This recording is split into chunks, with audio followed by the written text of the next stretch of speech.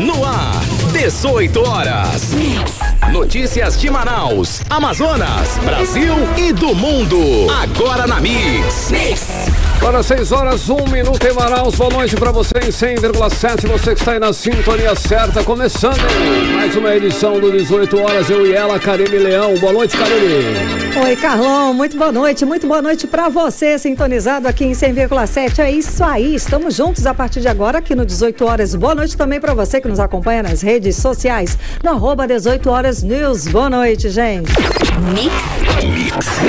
Agora nós vamos conferir os destaques do programa 18 horas de hoje. Supremo julga essa semana o processo sobre a cota regional da Universidade do Estado do Amazonas. Pesquisa revela que entre os presentes para o Dia das Mães esse ano estão perfumes, roupas, joias e até dinheiro. Polo industrial registra aumento de 6,87% no faturamento nos primeiros meses deste ano em comparação com o ano passado. Câmara de Vereadores de Manaus institui a medalha Amazonino Armando Mendes para homenagear pessoas visionárias e criativas. Olha, são 6 horas e 2 minutos juntos mais uma vez em 100,7 no melhor Mix do Brasil, começando para você mais uma edição do 18 horas até às 7 da noite. A notícia, a informação, os destaques do dia aqui no 18 horas. Hoje é segunda-feira, 8 de maio de 2023 e até às 7 da noite eu, você e a Karime Leão no 18 horas. Olha só, Karime e ouvintes, hoje nós tivemos mais um caso de violência no ambiente escolar. Um estudante de 14 anos foi apreendido depois de golpear com uma caneta o rosto e as costas de uma colega do 9º ano. O caso foi na Escola Municipal Dom Jackson Damasceno Rodrigues, que fica no bairro Cidade de Deus, na zona leste de Manaus.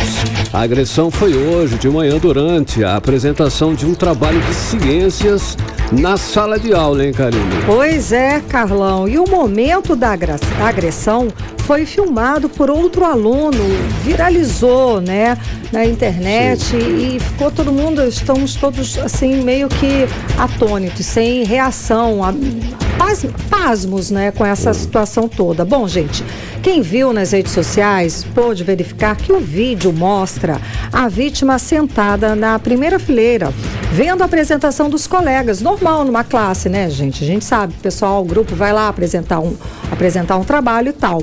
Quando um dos alunos que estava apresentando o trabalho larga o cartaz que estava segurando, tira uma caneta do bolso e golpeia a colega. Ele vai de frente, ele vai assim rápido, agressivamente. A menina estava na primeira fileira.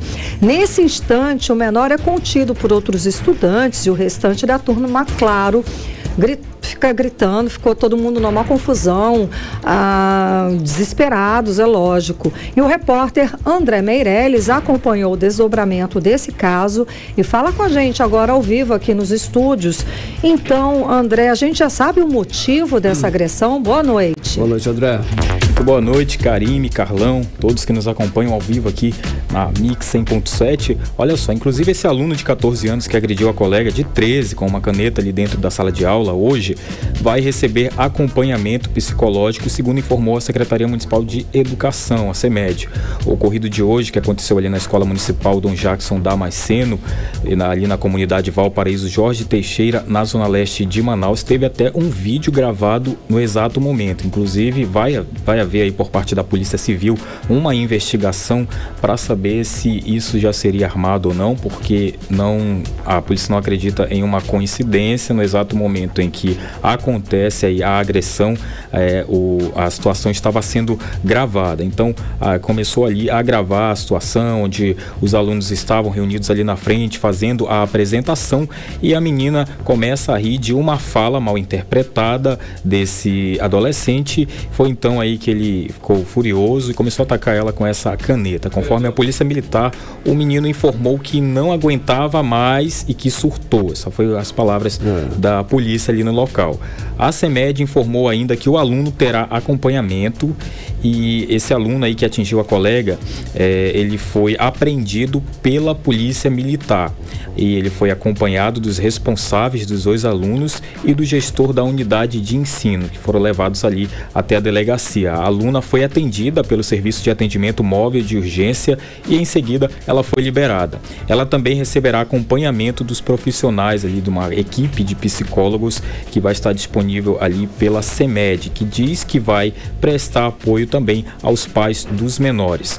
Esse caso ele foi registrado na Delegacia Especializada em Apuração de Atos Infracionais, que é a delegacia responsável ali para atender toda a situação que acontece envolvendo menores de 18 anos, onde temos como titular dessa delegacia Juliana Tuma, que é a delegada ali. Eu conversei com ela hoje e ela vai trazer mais detalhes, a gente já trouxe aí bastante detalhes, ela vai trazer alguns detalhes e também a situação de orientação de como agir nesse caso, já que ela é a profissional responsável por casos de situação que acontece com infratores, né, menores de idade. A gente vai ouvir ela agora.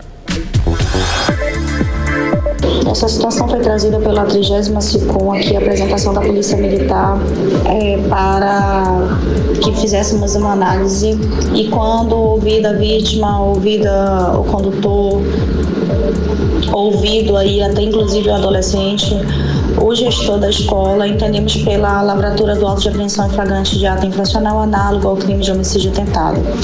Quando acontecem situações dessa natureza, é importante primeiro conter a ação do agressor, né? É importantíssimo que a gente minimize os efeitos dessa agressão. Em caso de ambiente escolar, contactar imediatamente o gestor, o responsável da escola, e o acionamento da Polícia Militar com a viatura mais próxima, tá? O 190, né? Essa é a orientação preliminar que a gente faz, ou ligar para a viatura da área para que faça a apresentação do suspeito na DEAI, na Delegacia Especializada em Apuração de Atos Infracionais, no caso de autoria de adolescente. 18 horas.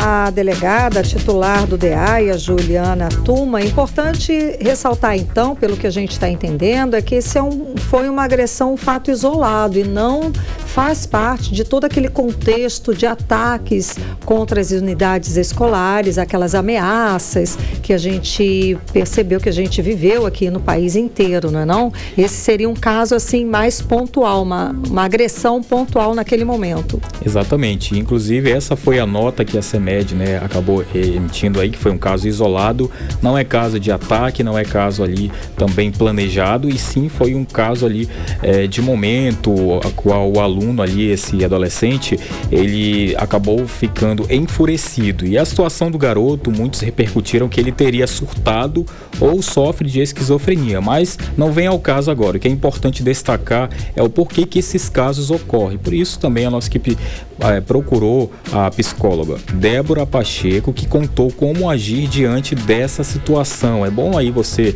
estar nos ouvindo nesse momento, você que tem filhos, adolescentes, ouvir o que ela tem para dizer, se deparar com alguma dessas situações, ou se conhece alguém que vive alguma dessas situações, né, para receber aí essas orientações. Vamos ouvir ela. Um dos outros passos que deve ser feito é verificar como que anda as redes sociais deste menino, porque a gente vive num mundo paralelo, né? O que eu chamo de Matrix. Que Matrix ele está vivendo? Nesse mundo real, onde ele está tendo contato com esse tipo de aprendizado, de comportamento em relação à frustração, ou se está vindo de um mundo paralelo, essa Matrix, né? Que a gente chama, que é a internet, onde os grupos deles sociais os levam a esse tipo de estressores. O comportamento, a emoção, o sentimento, ele é educado. E se eu não consigo identificar o primeiro momento que está acontecendo de frustração, isso me leva a um, vamos dizer assim, esse comportamento exuberante de violência. Nele, no caso de ele ter ferido o colega com uma faca, a gente pode verificar também se ele não está sendo vítima de algum tipo de agressão, algum tipo de bullying, algum tipo de agressão verbal, algum tipo de pressão emocional dentro da própria escola. E a maneira que ele teve, que ele aprendeu recentemente de reagir a alguém que te machuca é machucar de uma maneira mais violenta. Às vezes ele não tem nem a proporção mental do que isso pode ocasionar judicialmente para ele. Ele só está reagindo realmente ação e reação mediante a situação. Não tem ali o filtro, sabe? 18 horas. Isso mesmo. E a gente também tem essa informação aqui da delegada, ela disse que o adolescente será ouvido, né, em outra ocasião e pode responder aí pelo ato em flagrante infracional de homicídio tentado em razão de violência extrema. Como a gente sabe que se trata, né, Karime, Carlão, de um adolescente de apenas 14 anos de idade, não existe prisão para adolescente, né, apenas aí vai ser mesmo apenas responder por este crime, né, fazendo aí algumas orientações pela polícia e pela delegacia especializada em apuração de atos infracionais. Karime, Carlão. Os responsáveis também, né, devem ser chamados para seguir algum tipo de protocolo e seguir algum tipo de medida também, sem dúvida. Muito obrigada pelas informações, André Meirelles. Boa noite, bom trabalho.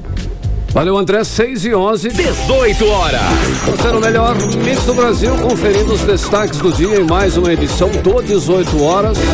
E a presidente do Supremo Tribunal Federal, a ministra Rosa Weber, pautou para quarta-feira, dia 10 de março, a análise do processo sobre a cota regional da Universidade do Estado do Amazonas, que é a UEA.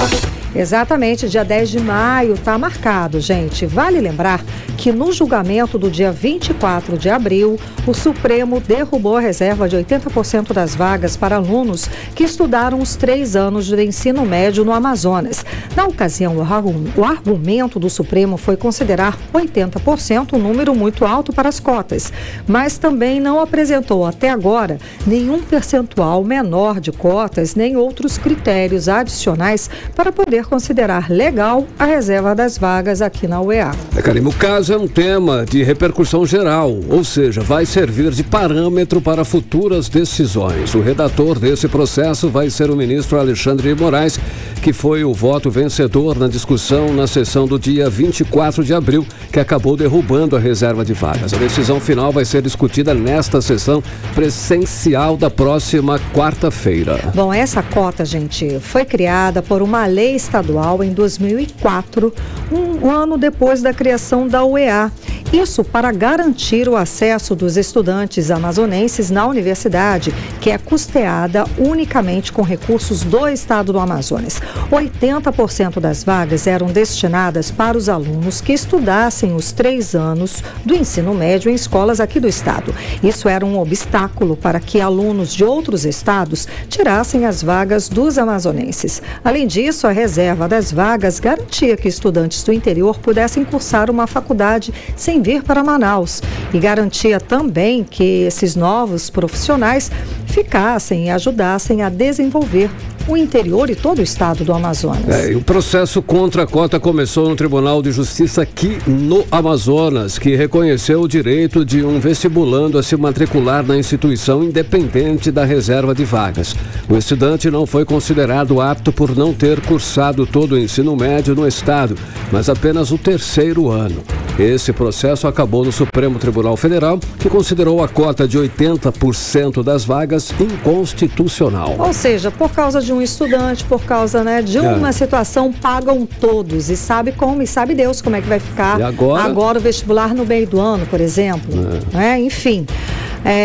Agora, na sessão desta quarta-feira, o Supremo vai encerrar esse julgamento, podendo fixar um percentual menor ou mesmo, gente, eliminar de vez essa reserva de vagas para os estudantes aqui do estado do Amazonas. Vamos aguardar o que vai ser decidido pelo Supremo e, é claro, torcer para que tenhamos algum tipo de reserva de vagas. 6h14. Mix. 30 casos de meningite foram registrados no Amazonas nos primeiros 4 meses de 2023. Atenção, segundo os dados da Fundação de Vigilância em Saúde do Estado, em todo o ano de 2022 foram 124 casos da doença, Karine. Carlão, e a vacina é a principal arma de prevenção da doença e deve ser aplicada até os 11 meses de vida dos bebês. Atualmente, a cobertura de imunizados em Manaus é de 83%, enquanto que a meta do Ministério da Saúde é imunizar 95% das crianças, como explica a repórter Nathalie Moraes. Na última semana, a meningite foi a causa da morte do pequeno Theo Salomão Assayag, de 4 anos. filho do cantor de boi bumbá, Davi Assayag. A criança, que morava em São Paulo, morreu poucas horas após a entrada ao hospital.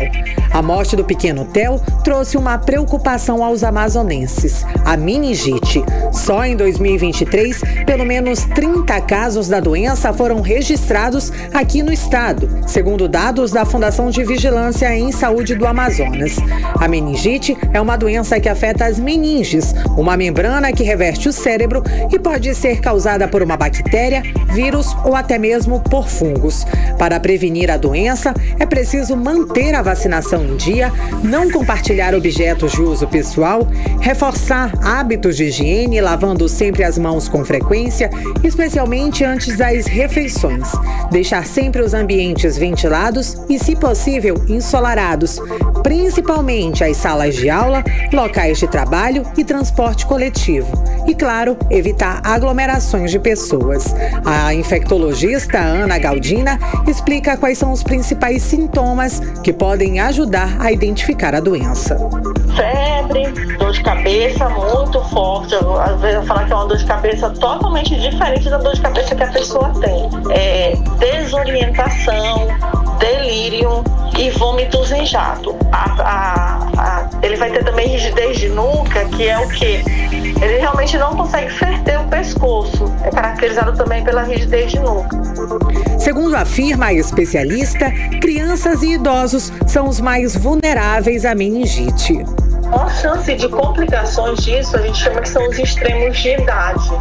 Então, os extremos de idade, que são aquela criança com menos de 6 meses, ou o extremo de idade, o grande idoso, é o público de maior comprometimento, maior risco de agravar. Agora, uma coisa que é importante é que a meningite pode acometer em qualquer idade, não existe faixa de idade. Então, ela pode acometer em qualquer idade, mas sim os extremos de idade, que a gente tem que ter mais cuidado por conta das gravidades. Em 2022, foram registrados 124 casos de meningite aqui no Amazonas. Apesar do alto número, a doença tem uma vacina aplicada nos primeiros meses de vida da criança. A atual cobertura de imunizados aqui na capital amazonense é de 83%, enquanto a meta estabelecida pelo Ministério da Saúde é de 95% de crianças vacinadas. Em Manaus, a vacinação contra a meningite está disponível o ano todo em 171 salas de vacinação da rede municipal de saúde. Os endereços de onde você pode vacinar a sua criança pode ser acessado no site censa.manaus.am.gov.br. Nathalie Moraes para o 18 horas. Você está ouvindo 18 horas. E atenção aqui, gente, é importante deixar claro que a meningite é uma doença extremamente grave e pode matar em 24 horas. Portanto, reconhecer os sintomas e agir rápido é importantíssimo. E se você suspeitar de meningite, é claro, procure um atendimento médico e não deixe de dar a vacina para as crianças. Se não matar, deixa graves sequelas, hein, Karine? Exato, uma doença realmente muito séria, muito grave. 6h19, você no melhor Mix do Brasil. 18 horas. Olha só, o Amazonas registrou 7.662 casos de dengue, 5 mortes pela doença de janeiro até hoje, 8 de maio. O número é mais que o dobro dos casos registrados no mesmo período do ano passado, quando houve 3.704 registros. Exato, e os dados são da Fundação de Vigilância em Saúde. Os municípios com as maiores taxas de incidência são Tonantins, Ipixuna, Jutaí, Humaitá, São Paulo de Olivença, Guajará, Tefé, Tabatinga, Lábrea e Maranhão.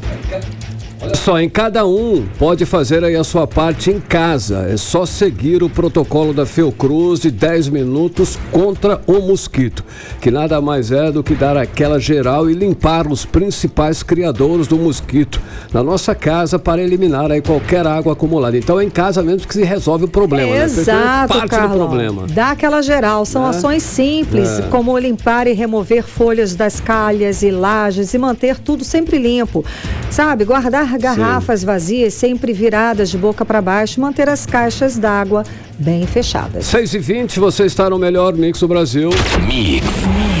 Olha só, é Dia das Mães, Carimilhão. Você que é mamãe vai ganhar presente dia 14 de maio. E mais de 67% dos filhos pretendem presentear suas mães. E na lista de preferência de presentes estão panelas, não, né? Panela não, né, Aí só pra você levar uma panelada na cara, né? Roupa, calçado, né? Gente, vai presentear com panela sua mãe? Tenha vergonha, vai. Olha só, roupas, calçados, joias, acessórios e até dinheiro. O dinheiro vai bem, né, Karime? Tá valendo, gente. Vá, né, ué. Bom, pelo menos isso é o que mostra o levantamento feito pelo Instituto de Pesquisa Action para a compra do Dia das Mães aqui em Manaus, tá? Vamos conferir mais sobre essa pesquisa agora na reportagem de Rodrigo Soares. As preferências das compras para as mães foi levantada pela Action Pesquisas de Mercado entre os dias 24 e 27 de abril, com 1.116 entrevistados maiores de 16 anos em Manaus.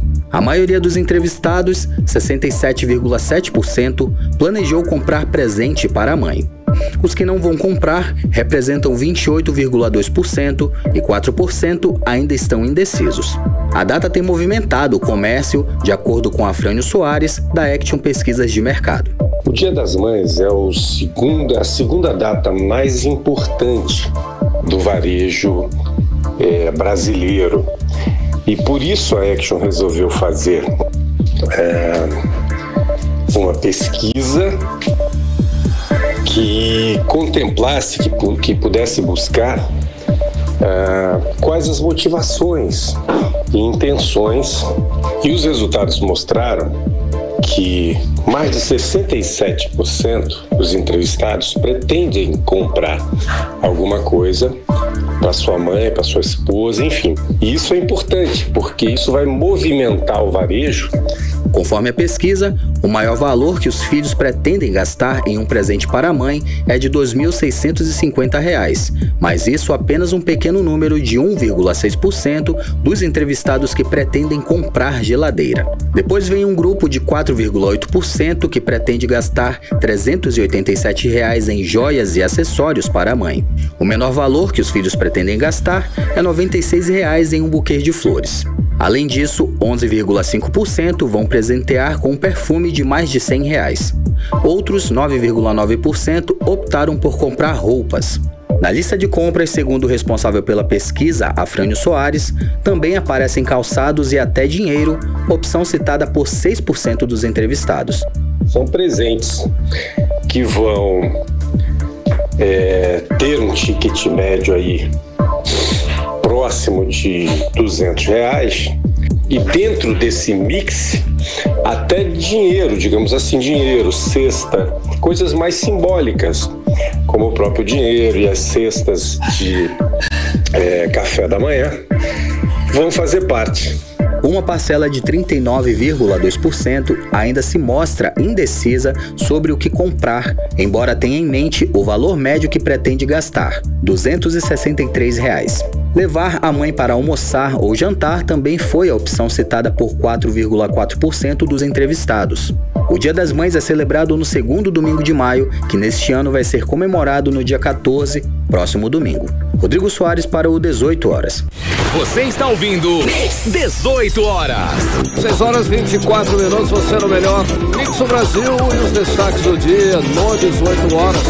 Olha só, o governo do Amazonas anunciou a antecipação do pagamento do auxílio estadual permanente como homenagem ao Dia das Mães. O pagamento do benefício deve acontecer nesta sexta, dia 12, hein, Karime? E na semana passada, Carlão, o governador Wilson Lima já havia anunciado a antecipação do 13º, justamente para os servidores da ativa e aposentados. Bom, com essas antecipações, o governo vai injetar cerca de 350 milhões de reais na economia do estado.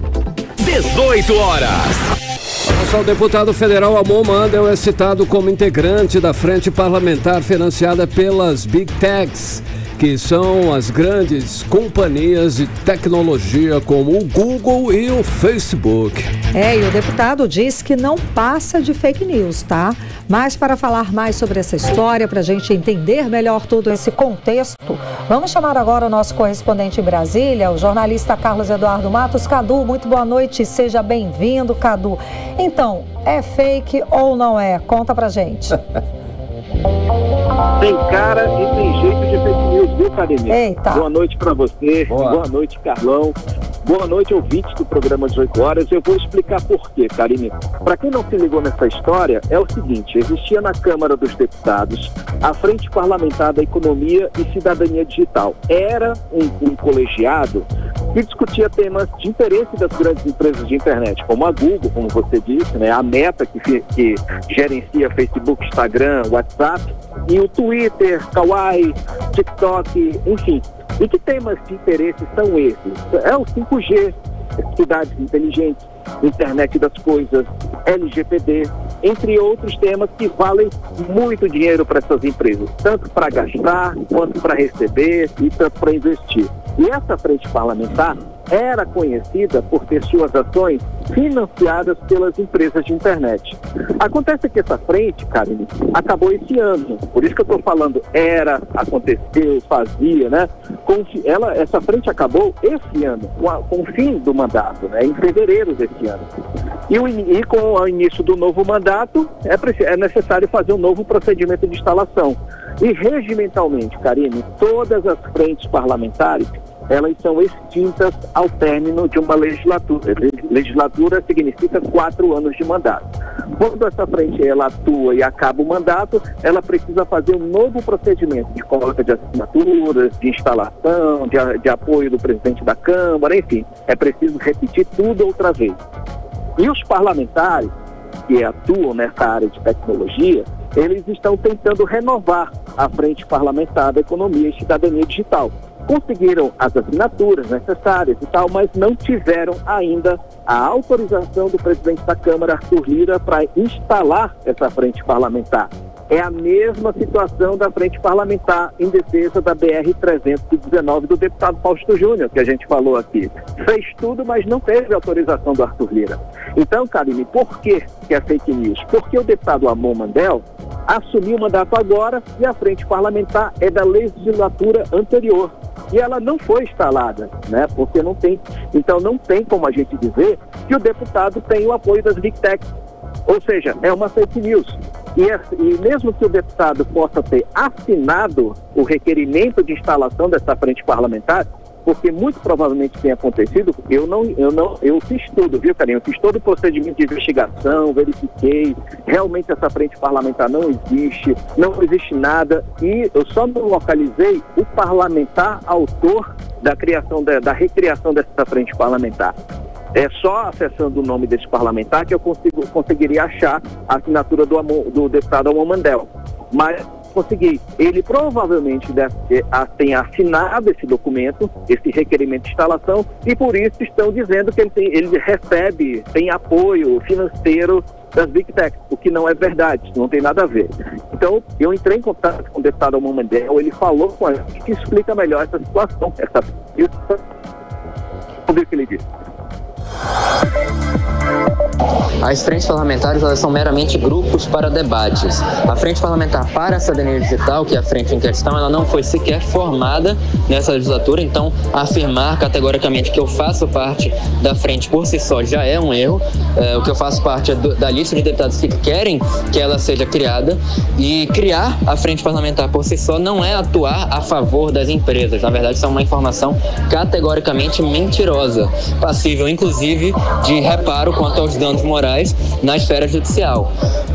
Participar de uma frente parlamentar quer dizer meramente debater um assunto A ou B. Se dentro dos grupos de debate ou das frentes parlamentares existem deputados que negociam com as empresas, que atuam para defender um grupo de empresas ou o governo federal, isso deve ser questionado quanto a eles, a escolha deles de atuar dessa forma. Não é o meu caso, eu transpareço ali nas redes sociais de forma muito clara qual é o meu ponto de vista. 18 horas. E a gente conferiu a fala do deputado federal Amon Mandel, do Cidadania do Amazonas, Cadu. Karine, seria a mesma coisa na frente parlamentar da BR-319 dizer que o Fausto Júnior estaria mancomunado com o governo, mancomunado com as empresas que fariam a recuperação da estrada.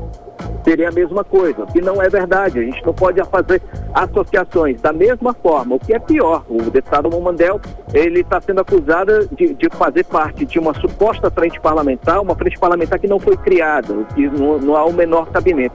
E isso podemos ver na mensagem, no áudio dele, que mexeu com ele, né? Porque ele prima muito pela honestidade, pela transparência, e agora estão dizendo que ele estaria sendo financiado por Big Tech. Mexeu bastante, inclusive ele fez ameaças aí com relação a danos morais, né? E imagina, você descobre, tem sites aí do Amazonas dizendo isso. Então ele provavelmente já deve ter printado e vai recorrer judicialmente dos danos morais de quem fez essa acusação. Cabe ao acusador o ônus da prova, né? Mas isso é normal. Importante a gente frisar, né, Karine? Faz parte da atividade parlamentar, justamente ele que vem se protagonizando, está aí em segundo lugar nas pesquisas de intenção de voto para prefeito de Manaus, para próximas eleições, e o projeto dele, o aplicativo, né, o buracômetro, avançou, ele saiu do escopo do Amazonas, ele tá indo para Boa Vista, está indo para Caucaia, no Ceará, Paraíso de Tocantins, Rio Claro, São Paulo, Botelhos, Minas Gerais, ou seja, ele conseguiu levar o aplicativo, o buracômetro, para outras cidades brasileiras. Está avançando, é um parlamentar que está alcançando protagonismo. Então, é normal esses ataques de fake news durante a atividade parlamentar, porque a atividade parlamentar, ela produz muitos inimigos. Karine, Carlão. Ricardo, olha só, o deputado capitão Alberto Neto apresentou emenda à medida provisória do Bolsa Família, que permite empréstimo consignado para os beneficiários do BPC. Confere, Cadu. Isso mesmo, Carlão.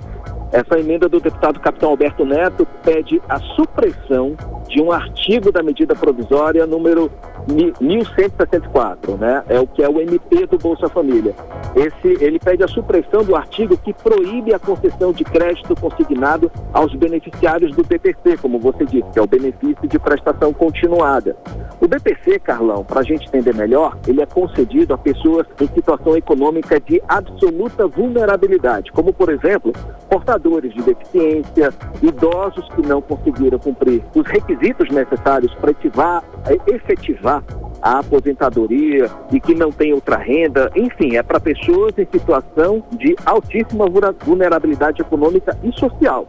O empréstimo consignado a essas pessoas era autorizado pelo governo federal na gestão anterior, mas aí veio essa medida provisória no atual governo, né, a 1164, que institui a volta do Bolsa Família, né, para o Bolsa Família continuar existindo, tem que ter o aval do Congresso Nacional. Então, o governo encaminhou a medida provisória para o Congresso ir lá aprovar. E o deputado capitão Alberto Neto apresentou essa emenda pedindo para voltar o crédito consignado ao BPC. Então ele apresentou essa emenda que foi acolhida pelo relator.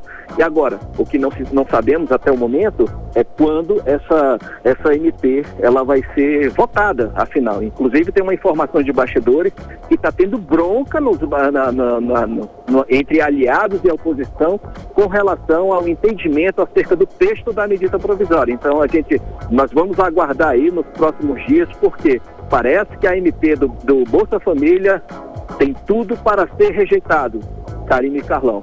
Agora, outro assunto, outra pauta que nos chama a atenção, Carlão, é uma emenda do deputado Paulo Viana, que pede que os imóveis do programa Minha Casa Minha Vida, destinados aos grupos prioritários, sejam adaptados.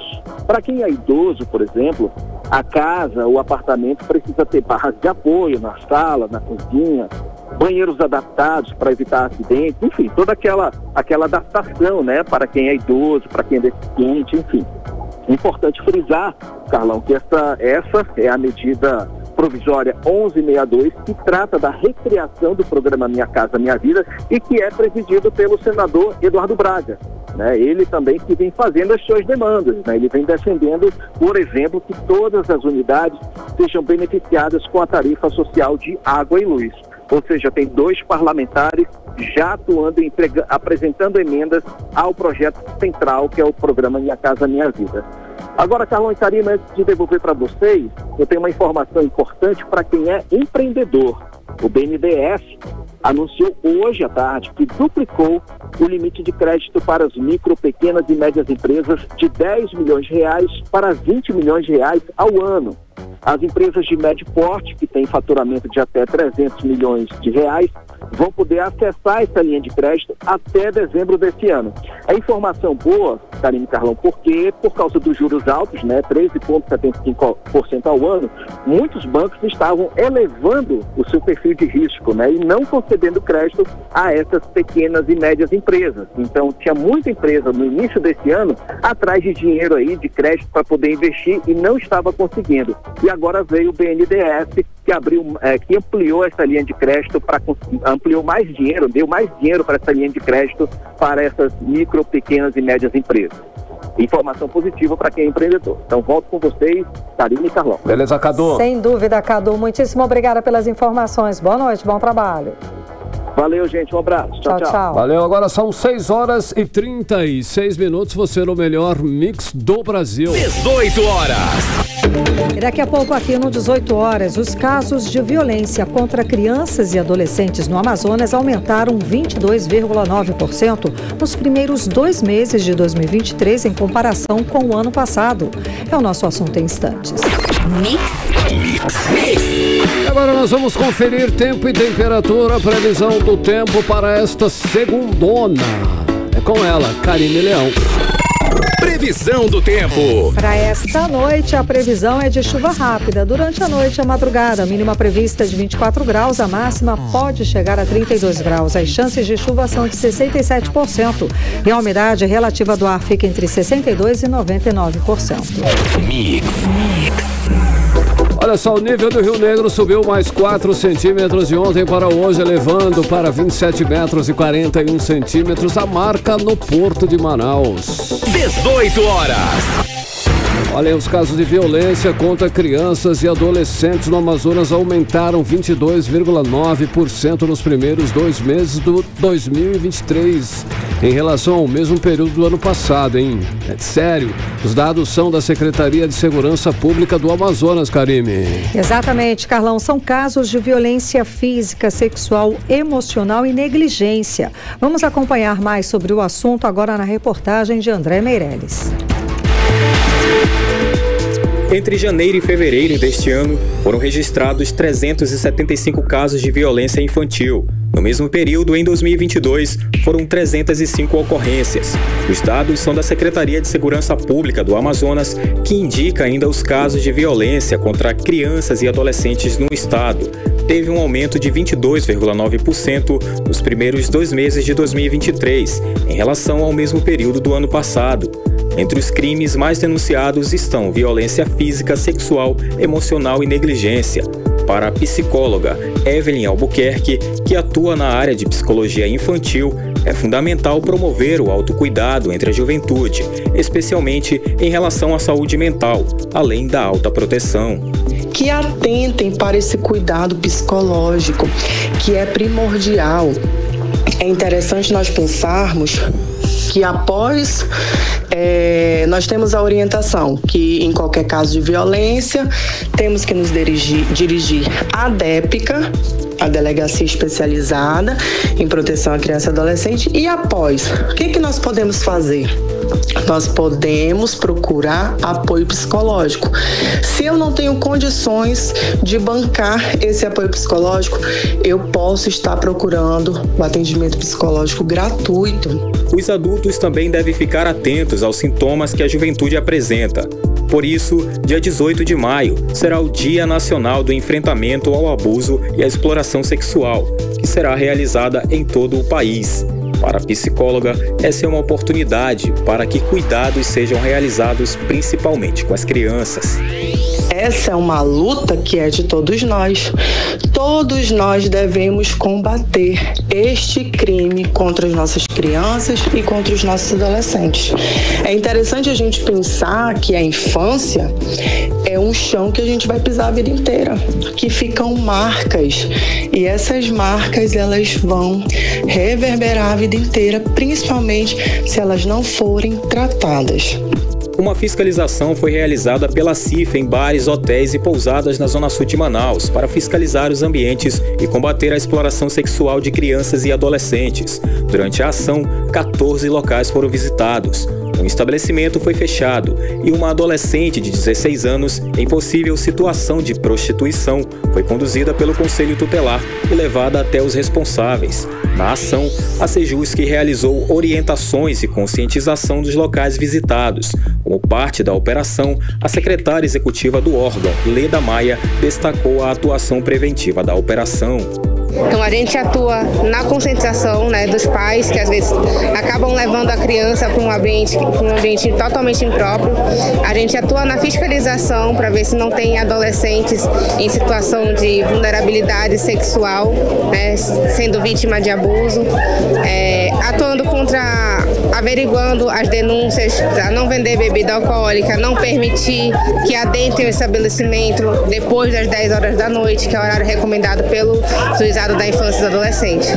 Segundo a polícia, vítimas ou testemunhas de violações de direitos de criança e adolescentes, como violência física ou sexual, podem denunciar anonimamente pelo Disque 100.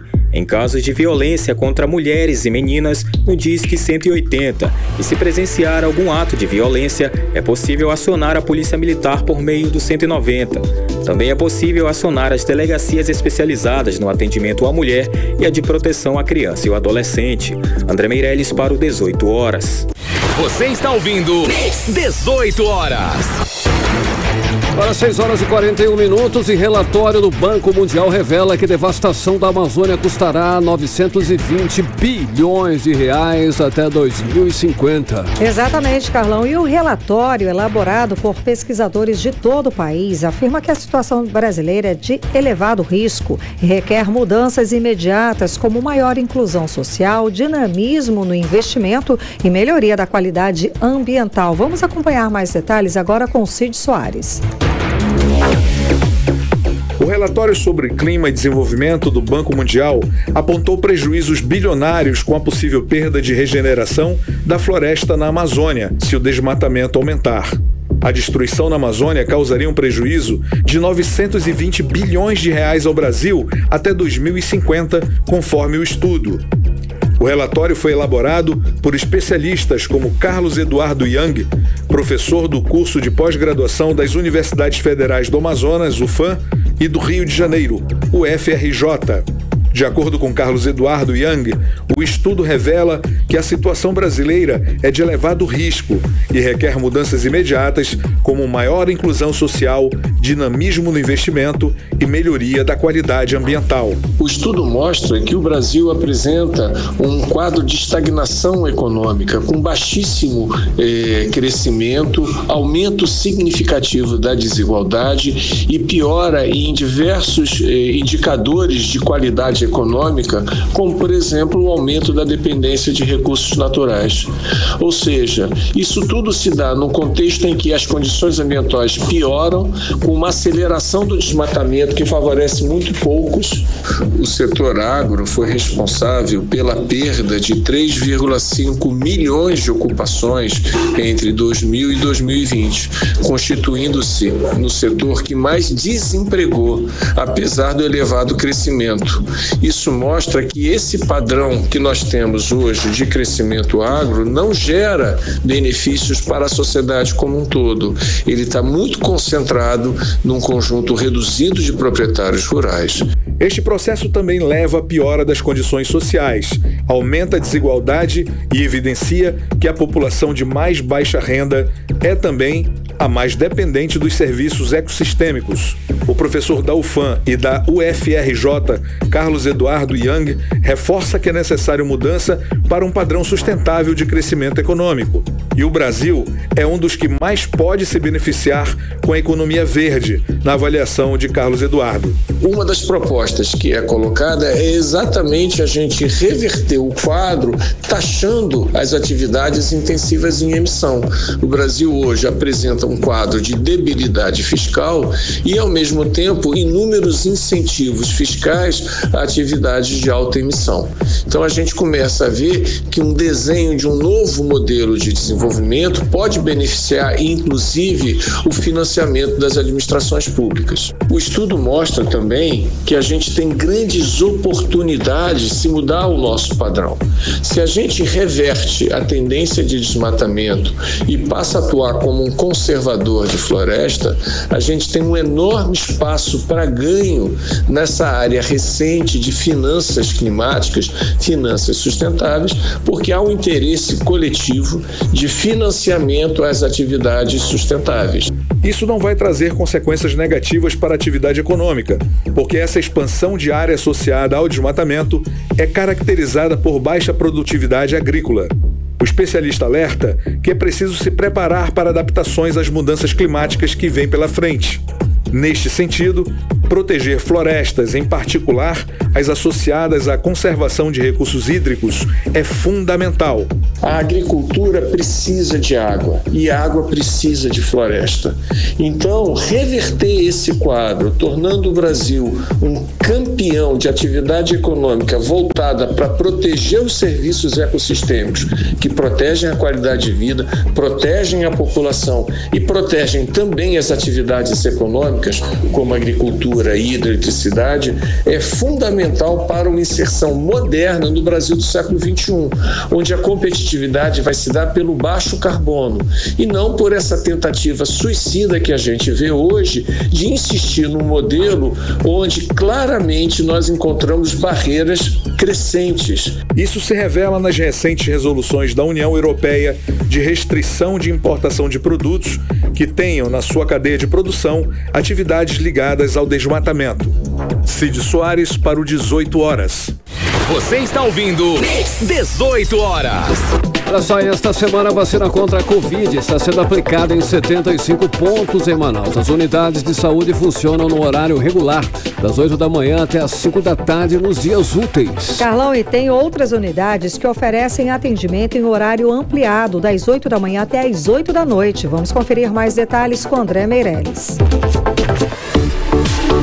75 pontos de vacinação estão disponíveis nesta semana em Manaus. De segunda até sexta-feira, agentes de saúde estão atendendo ao público a partir dos 6 meses de idade, das 8 da manhã às 5 da tarde. 9 unidades de saúde oferecem atendimento em horário ampliado, das 8 da manhã até as 20 horas. Também nas unidades de saúde está sendo ofertada a vacina bivalente a pessoas maiores de 18 anos que tenham recebido a segunda dose do esquema inicial ou alguma dose de reforço há pelo menos 4 meses. O subsecretário municipal de Gestão da Saúde, Djalma Coelho, destaca também a importância da dose bivalente. Essa atualização das vacinas é algo que acontece constantemente, não só com a vacina que deixou de cobrir apenas a variante original, mas também a variante ômega e suas subvariantes. É algo dinâmico, é algo que sempre vai estar acontecendo. A diretora da Unidade de Saúde da Família, Ângela Santos, explica que as pessoas que ainda não tomaram nenhuma dose ou não completaram o esquema vacinal primário com a segunda devem receber a vacina monovalente. A Secretaria Municipal de Saúde já liberou a vacinação bivalente, que é o reforço a partir de 18 anos. Aqueles que não fizeram o esquema inicial, a primeira e a segunda dose, nós estamos convidando, e a dose de bivalente será a dose de reforço. A população de Manaus pode consultar endereços e horários de funcionamento de todas as unidades de saúde pelo site da Censa. Os usuários também podem verificar a situação vacinal e saber qual dose devem tomar no site Imuniza Manaus. André Meirelles para o 18 horas. Você está ouvindo 18 horas. Em Manaus, 6 horas e 49 minutos. Chegou a hora da gente saber sobre os assuntos da política local, da política amazonense, principalmente dos bastidores. Vamos falar com a jornalista Cíntia Blink. Cíntia, muito boa noite. Chega junto, você também. Então, Cíntia, conta pra gente o seguinte. Os vereadores de Manaus aprovaram hoje o projeto que cria a medalha de ouro amazonino Armando Mendes, para homenagear as pessoas visionárias e criativas que se destacaram por realizações imortais aqui em Manaus. Nós já temos aí candidatos para receber essa medalha Amazonino Mendes? Boa noite, Karime. Boa noite, Carlão. E boa noite para todo mundo que está com a gente na 100.7. Então, medalha de ouro Amazonino Mendes. Foi proposta do Gilmar Nascimento. Nós conversamos com o vereador aqui, né, Karime? Conversou com ele. Acho que com o Cid na época. Mas aí o que acontece? Foi aprovada por unanimidade, foi proposta do vereador Gilmar Nascimento, mas foi aprovada aqui por todos os vereadores que estavam presentes. E hoje, todos os vereadores estavam presentes, só faltou um. Dos 41, só faltou o vereador Davi Reis. Então, dá para dizer que foi todo mundo, só faltou uma pessoa, mas com certeza ele votaria a favor. Então, ela foi criada para homenagear personalidades visionárias e criativas que se destacam ou que se destacaram com grandes feitos, como obras, serviços ou realizações imortais que contribuem para a cidade de Manaus. Não tenho nenhuma notícia sobre se já tem um nome possível para receber essa homenagem, além do próprio nome, da homenagem que é feita ao dar o nome de Amazonino Mendes, né, a essa medalha, que foi criador da UEA e de uma série, enfim, tá na história do Amazonas e da cidade de Manaus também. Então a gente tem que continuar acompanhando para ver quem vai ser, inclusive acho que fica na história, né, saber quem vai ser o primeiro homenageado com essa nova medalha da Câmara Municipal de Manaus. Karime, Carlão. Ei, Cíntia, olha só, a prefeita de Presidente Figueiredo, a Patrícia Lopes, ela foi diagnosticada com câncer, mas ela decidiu continuar no cargo. Não pediu licença para se tratar. Como assim, Cíntia? Explica aí. É verdade. Mesmo? É uma das poucas prefeitas, né? Uma das poucas mulheres no poder legislativo municipal aqui nas cidades do Amazonas, a Patrícia Lopes. Ela informou naquela reunião em que aconteceu com o governador Wilson Lima e uma série de prefeitos, 35 prefeitos do interior do Amazonas que estavam ali, além do presidente da Assembleia Legislativa, deputado Roberto Cidade, e foi nessa reunião em que ela informou que foi diagnosticada com um câncer. Aí é bem curioso como que ela descobre esse câncer. A Patrícia, ela tem 37 anos e ela foi fazer um check-up porque ela perdeu uma amiga para uma doença oncológica. O recomendado é que na faixa de 50 a 69 anos, a cada 2 anos, se faça ali a mamografia, segundo o Instituto Nacional do Câncer. Ela não está nessa faixa, ela tem 37 anos, mas como ela viu uma amiga falecer, ela decidiu fazer o exame e descobriu o câncer em estágio inicial. Pois é. Ainda e ela estágio contou, inicial. Sim, e ela conta que não tem nenhum histórico na família, que, sabe, não tinha por que ela desconfiar de nada. Mas aí essa série de acontecimentos fez com que ela fizesse o exame e foi diagnosticado que sim, ela está com um câncer. Ela falou que vai continuar à frente da prefeitura, continuar trabalhando dentro do possível. Ou seja, pode ser que num ritmo um pouco diferente. Ela vai se tratar, né? Claro. Exatamente. A prioridade vai ser o tratamento, mas ela não vai sair da prefeitura a não ser que seja necessário. A princípio, o plano é que ela continue à frente da cidade normalmente. Atuando, Exatamente. Karime, Carlão. Vai aqui a nossa estima de recuperação da saúde. Melhoras, né? E se descobriu logo no estágio inicial, né?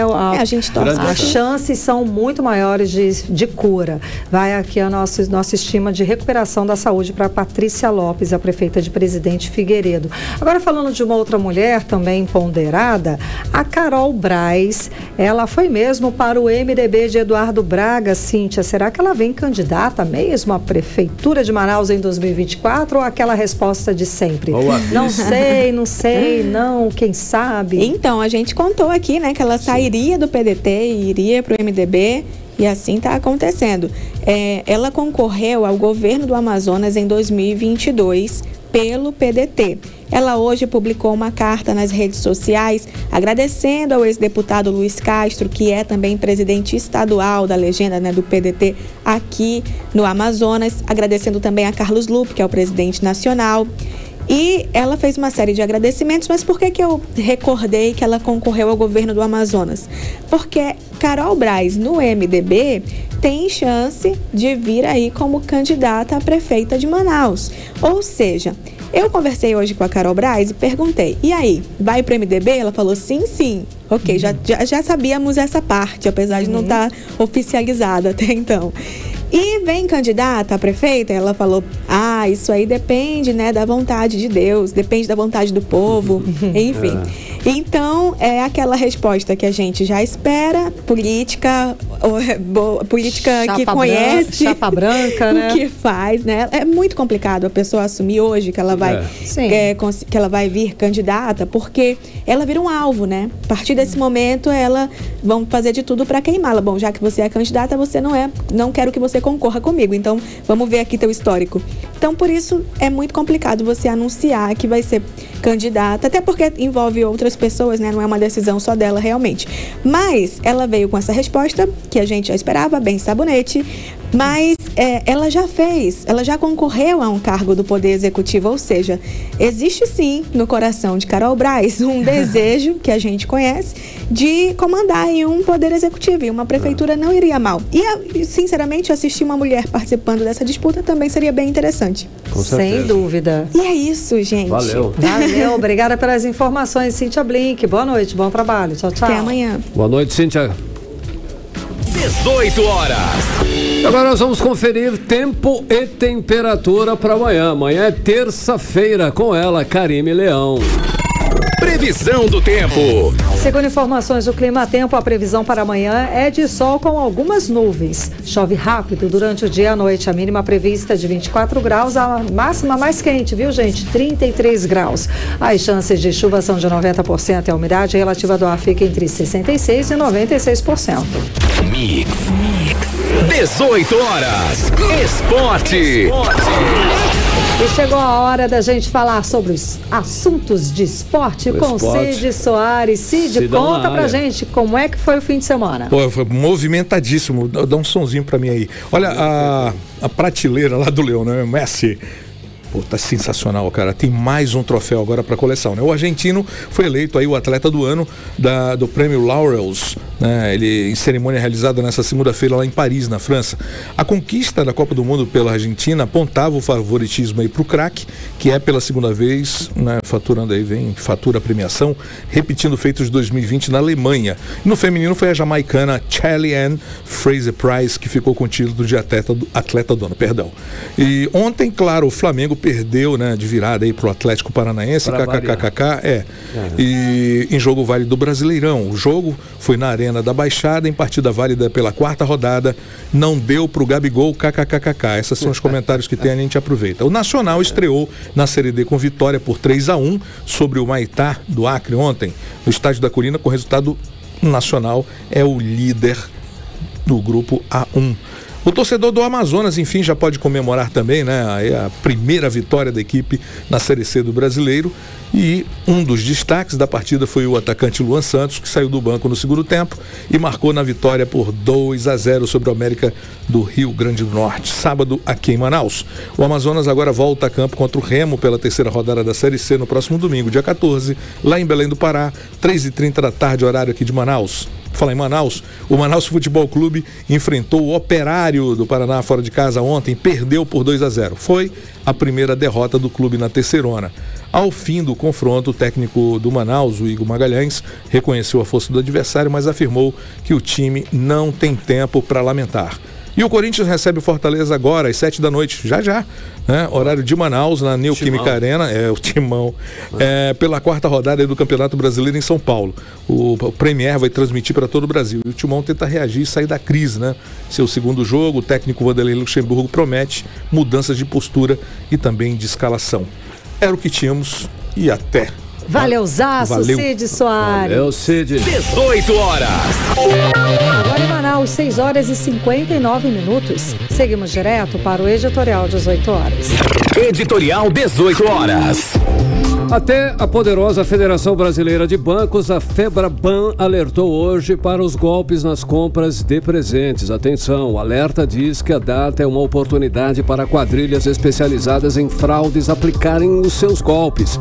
Por isso, os cuidados com o fornecimento de informações pessoais devem ser intensificadas para que o consumidor não caia em ciladas. Nesta época, são comuns abordagens de criminosos com páginas falsas que simulam e-commerce, promoções inexistentes enviadas por e-mails, SMS e mensagens de WhatsApp. Atenção, Além, é claro, de perfis falsos que investem em mídia para aparecerem em páginas de buscas e stories de redes sociais. Portanto, todo cuidado é pouco ao fazer compras para o Dia das Mães. 18 horas. Karine, 7 em ponto, finalizando mais uma edição do 18 horas. Boa noite. Boa noite, obrigada pela companhia, um beijo e até amanhã. Até amanhã. Você ouviu 18 horas. As notícias do Brasil e do mundo. De volta amanhã.